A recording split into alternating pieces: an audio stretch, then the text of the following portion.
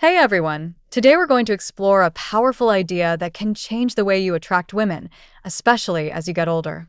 And you know what's most interesting? It has nothing to do with money. It has nothing to do with looks.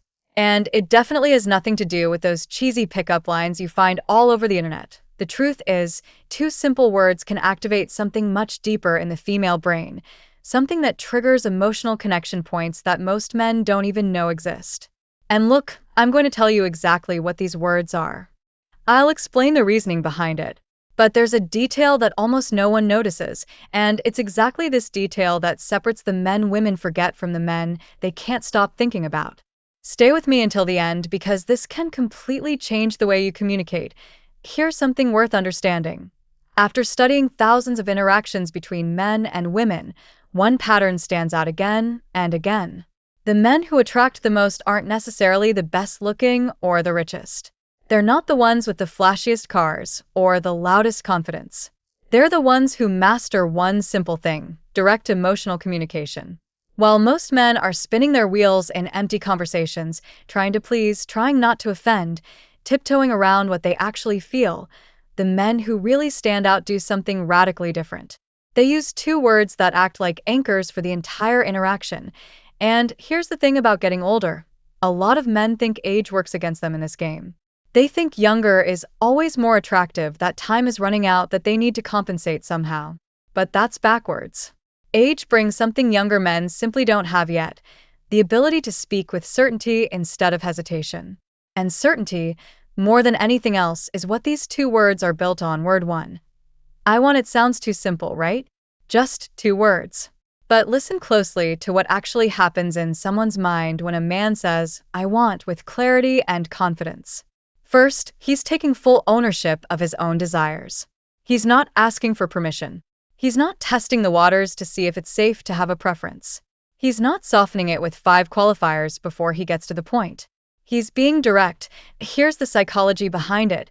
People, and women especially, are drawn to those who know what they want. It signals leadership. It signals decisiveness. It signals that you're capable of making a decision instead of quietly putting that responsibility onto someone else's shoulders, forcing them to do the emotional labor of figuring out what's actually happening. Think about how often the opposite plays out. A man says, I don't know. Maybe we could do something later if you want, no pressure though. Whatever works for you. On paper, it sounds considerate. In practice, it communicates hesitation, fear of rejection, and a lack of direction. It puts all the weight of the decision on her, and it quietly tells her that you're not confident enough to just say what you mean. Now compare that with, I want to take you to dinner Saturday. I know a great place. Feel the difference? One is hesitant and diffuse. The other is leading, warm, and specific. This isn't about being pushy or aggressive. There's a real difference between assertiveness and aggression, and it matters. Assertiveness is having the confidence to say clearly what you want while still respecting the other person's right to say no. It's taking up space in the conversation instead of shrinking from it. When you say, I want, and mean it, you're not performing confidence. You're demonstrating it through the structure of your language itself. That's a subtle but powerful shift, and most men never make it because nobody ever teaches them that the words they choose are doing more work than they realize. Word two. I appreciate. This is where it really comes together, and honestly, this is the part most men skip entirely. If you only ever use I want, you risk coming across as one-sided, like you're only focused on what you're getting out of the interaction, what you're pursuing, what you're chasing. It can start to feel transactional, even a little self-centered, if it's never balanced by anything else. But when you pair I want with I appreciate, you create balance. You show initiative and depth in the same breath. You show that you're a man who knows what he wants, but also a man who actually sees the person in front of him, not just an outcome he's working toward. Here's a concrete example. Instead of just saying, I want to see you again, try something like, I want to see you again. I really appreciate how you think. Talking with you has a depth that's rare. Notice what happened there. You didn't just express desire. You showed that you see the person, that you value who they are beyond the surface. Most men only ever compliment looks, the dress, the hair, the smile. That's fine, but it's also what everyone else says. Going further than that, Noticing substance instead of just appearance is what actually stands out and stays memorable. I appreciate also does something else that's easy to underestimate. It signals that you're choosing someone, not needing them. Neediness is one of the fastest ways to kill attraction because it flips the dynamic. Suddenly you're asking to be validated instead of offering genuine recognition. But appreciation, delivered calmly and without expecting anything back, communicates the opposite. It says, I see value here, and I'm telling you because it's true, not because I need something from you in return. That distinction is subtle, but people can feel it. The mistake that undoes all of this. Here's the mistake that quietly ruins everything we just talked about: using these words without congruence. Congruence simply means that your body language, your tone of voice, and your actual words are all telling the same story. If you say, I want to take you to dinner, while looking down at the floor, shoulders slumped, voice trailing off at the end of the sentence, the words don't land the way they should. Your body is broadcasting insecurity while your mouth is trying to project confidence, and that mismatch is instantly noticeable, even if the other person can't quite explain why something feels off. So when you say, I want, stand tall, keep your shoulders open, and make real eye contact.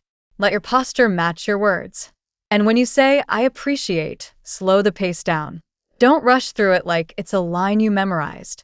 Let a short pause sit before and after it, so the sincerity actually has room to land instead of getting buried in a stream of words. Timing matters just as much as the words themselves. You're not going to walk around saying, I want and I appreciate in every single sentence. That would feel robotic and forced, and it would strip the words of their impact almost immediately. The power of these two phrases comes precisely from the fact that they're used sparingly, in moments that actually matter. Use them at the right time, at the end of a great conversation, at the close of a date that genuinely felt different from the rest, in a quiet moment where you actually mean what you're about to say. Look someone in the eyes and say, I want to do this again. I really appreciate the energy you bring. That's it. Nothing more is needed. You've just created a moment that's easy to remember because it was specific, direct, and genuine, instead of vague and generic like most conversations tend to be. Every time that person thinks back on that exchange, they'll remember the feeling underneath it, the feeling of being seen clearly and valued honestly, without games and without hesitation. That feeling is rare, and it's exactly what makes someone memorable long after the conversation ends. Use these two words with wisdom, and use them with integrity. This was never about manipulation. It's about learning to communicate what you actually feel instead of hiding behind vague language out of fear. You don't need to be perfect to make this work. You just need to be real. And if there's one thing worth carrying away from all of this, it's this. Most communication problems between men and women don't come from a lack of interest. They come from a lack of clarity. People spend so much energy trying to sound cool, trying to protect their ego from potential rejection, trying to keep every option open at once, that they end up saying nothing real at all. Too clear, honest words will always cut through more noise than a dozen carefully hedged sentences ever could. So the next time you're in a moment that matters, resist the urge to soften everything into vague maybes. Say what you want. Say what you appreciate. Say it standing tall, say it slowly, and say it like you mean it, because you do. That's the whole secret. Not a trick, not a manipulation tactic, just the simple, underused power of speaking with intention. See you next time.